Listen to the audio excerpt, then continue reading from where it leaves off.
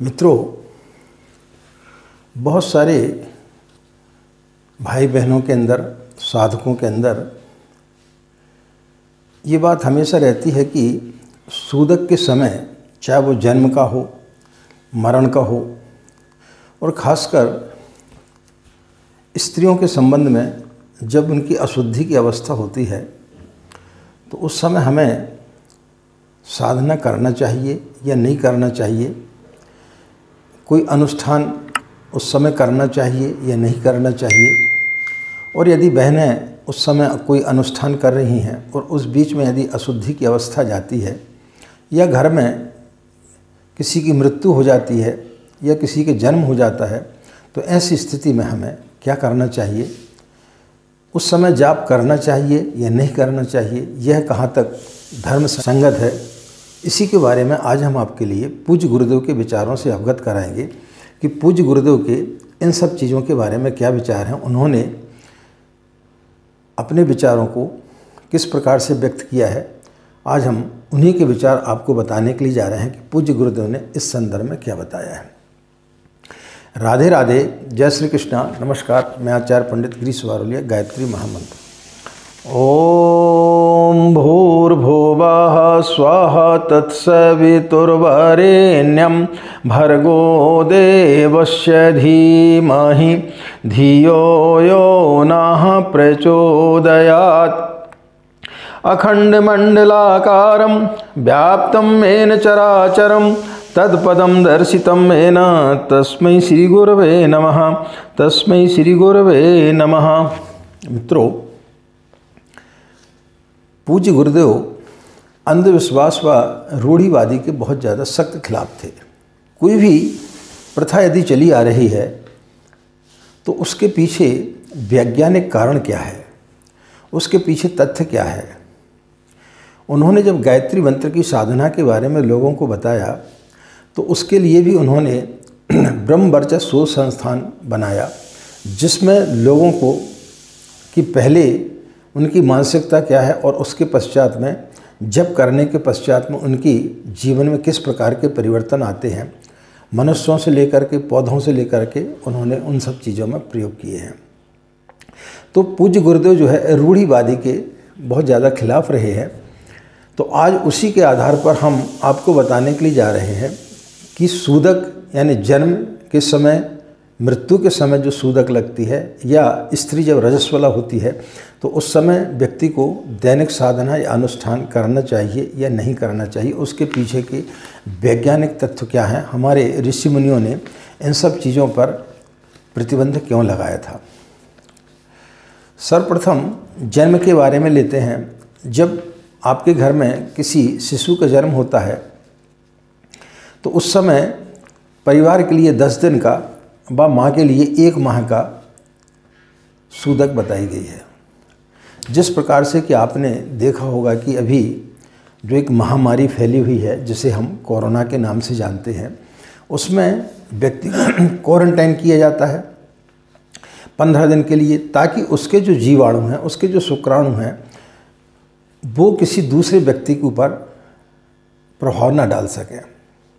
इसी प्रकार से जब बच्चा जन्म लेता है तो कई प्रकार के कीटाणु जो है वो प्रभावित होते हैं। तो इस कारण से जो है 10 दिन के लिए एक प्रकार का क्वारंटाइन होता है कि 10 दिन तक जो है सूदक उस घर में मानी जाती है। उस घर में जितने भी लोग रह रहे हैं उन सब के लिए सूदक मान्य होती है, चाहे वो किसी भी धर्म विशेष का क्यों ना हो, क्योंकि शुक्राणु तो सभी जगह सभी के लिए प्रभाव करेंगे, चाहे वो कुल का हो या गैर कुल का हो। तो 10 दिन का सूदक परिवार के लिए के लोगों के लिए माना जाता है। उस समय जो है व्यक्ति को मानसिक गायत्री मंत्र का जाप करना चाहिए। जब हम जाप करते हैं तो ईश्वर जो है पवित्रता प्रिय होता है, तो हमें पवित्रता के साथ में जो है पूजन करना चाहिए। ऐसे तो व्यक्ति नित्य शौच इत्यादि करता है, मलमूत्र त्याग करता है, इसलिए जो है हमें शुद्ध होकर के और शुद्ध कपड़े पहन करके ईश्वर के पास बैठना पड़ता है। तो ऐसी अवस्था में हमें 10 दिन तक जो है सूदक का और 1 महीने तक माँ के लिए इसलिए क्वारंटाइन किया जाता है कि बच्चे में के अंदर जो है प्रतिरोधक क्षमता कम होती है। तो उस समय यदि बच्चे को आप बाहर निकालेंगे, 10 लोग उसको हाथ में लेंगे, तो उसकी जो है संक्रमण होने की या उसको बीमार होने की संभावनाएं बहुत ज़्यादा रहती हैं। पहले ज़माने में क्या होता था कि संयुक्त परिवार रहता था और स्त्रियों के लिए काम का बोझ बहुत ज़्यादा होता था। तो ऐसी स्थिति में 1 माह के लिए उस महिला के लिए जिसने कि बच्चे को जन्म दिया है, उसके स्नायु वगैरह सारे कमज़ोर हो जाते हैं। तो ऐसी स्थिति में उसे काम ना करना पड़े, ज़्यादा से ज़्यादा उसके लिए जो है आराम मिल सके, इसके लिए 1 महीने का यह प्रावधान बताया गया था कि 1 महीने तक जो है उसे कमरे के अंदर रहना चाहिए। वो उसी कमरे में रहती, वहीं खाना खाती, वहीं सब कुछ करती है। तो 1 महीने का एक प्रकार से क्वारंटाइन बताया गया था। तो जिसने जन्म दिया है बच्चे को, उसको 1 माह का सूदक हमारे ऋषि मुनियों ने बताया और 10 दिन का जो है परिवार के लोगों के लिए बताया, ताकि किसी प्रकार का कोई भी संक्रमण इत्यादि न हो सके। तो इस कारण से जो है अशुद्धि की अवस्था रहती है। ऐसी स्थिति में व्यक्ति को मानसिक जाप करना चाहिए। तो चूँकि संयुक्त परिवार थे, बहुत ज़्यादा काम रहता था, इस कारण से इसको हमारे ऋषि मुनियों ने बताया। तो किसी भी कृत्य को यदि हम मानते हैं, किसी भी चीज़ को यदि हम मानते हैं, तो उसके पीछे के लॉजिक हमें पता होने चाहिए। भेड़ चाल में हमें नहीं चलना चाहिए कि ऐसा चला आ रहा है, लेकिन क्यों चला आ रहा है यह हमें अपने बुद्धि और विवेक के आधार पर समझना चाहिए। क्योंकि आज का जो युग है, आज के जो युवा हैं, वो हर चीज़ को कसौटी पे कसना चाहते हैं, हर चीज़ को तर्क के आधार पर देखते हैं कि यदि ऐसा है तो क्यों है। तो उसी आधार पर पूज्य गुरुदेव ने बताया कि ये सब चीज़ों पर प्रतिबंध क्यों लगाया गया था। इसलिए जन्म के समय पर जो है वो इस प्रकार का प्रतिबंध लगाया गया था।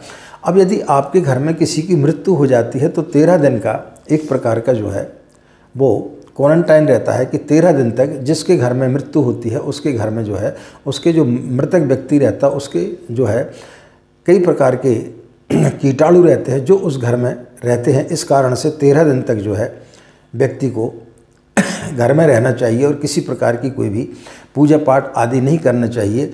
संक्रमण की जो है उस समय संभावना रहती है, इसलिए 13 दिन का जो है वो सूदक मानी गई है। तो उसमें यदि कोई व्यक्ति आपके घर में आकर के ठहरा हुआ, भले वो किसी भी गोत्र का हो, किसी भी कुल का हो, उसके लिए भी जो है सूदक मानी जाएगी।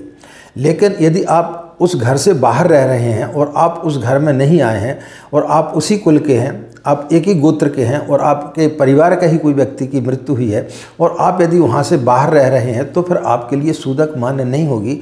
ये पूज्य गुरुदेव का कहना है, क्योंकि आप उस संक्रमण से बचे हुए हैं। आप उस घर में नहीं है जहाँ पर कि कीटाणुओं के संक्रमण होने की संभावना है, इसलिए आपको जो है किसी प्रकार की कोई भी सूदक नहीं मानी जाएगी। यदि उस समय आप दैनिक साधना कर रहे हैं या कोई अनुष्ठान कर रहे हैं तो उसको रोकने की कोई आवश्यकता नहीं है, यदि आप बाहर रह रहे हैं तो ऐसे व्यक्तियों के लिए उसमें किसी प्रकार का कोई भी प्रतिबंध नहीं होता है।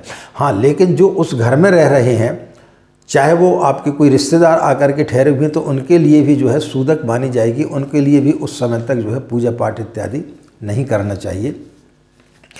इसके पश्चात में जब कोई स्त्री रजस्वला होती है, जब उसका मासिक धर्म होता है यानी अशुद्धि की अवस्था होती है, उस समय उसके स्नायु बड़े कमज़ोर होते हैं और काम की अधिकता ज़्यादा ना हो, क्योंकि उस समय जो है संयुक्त परिवार के कारण स्त्रियों के ऊपर काम का बोझ बहुत ज़्यादा होता था।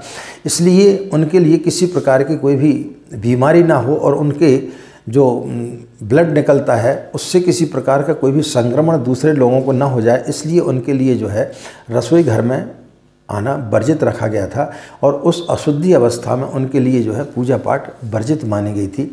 इस कारण से पूज्य गुरुदेव का कहना है कि उन 5 दिनों के लिए जो है स्त्रियों को ज़्यादा से ज़्यादा अवकाश मिले, ज़्यादा से ज़्यादा वो अपने शरीर को जो है आराम दें। इस कारण से जो है 5 दिनों के लिए अशुद्धि की अवस्था मानी जाती है, क्योंकि यह ऐसे तो आपके फोड़े फुंसी हो जाते, आप नित्य शौच इत्यादि क्रिया करते तो फिर उसके लिए भी जो है सूदक मानी जाएगी, लेकिन नहीं, हम उसको साफ करके बैठ जाते हैं। लेकिन इस समय चूँकि स्त्री के स्नायु बड़े कमज़ोर होते हैं तो उसके ऊपर कोई अतिरिक्त भार ना आए, इसलिए उसके लिए जो है काम से दूर रखा जाता है और उसको ज़्यादा से ज़्यादा आराम दिलाया जाता है। इसलिए उस समय साधना को वर्जित माना गया है। तो उस समय जिस महिला की अशुद्धि अवस्था है उसको उस समय जो है मानसिक साधना करना चाहिए।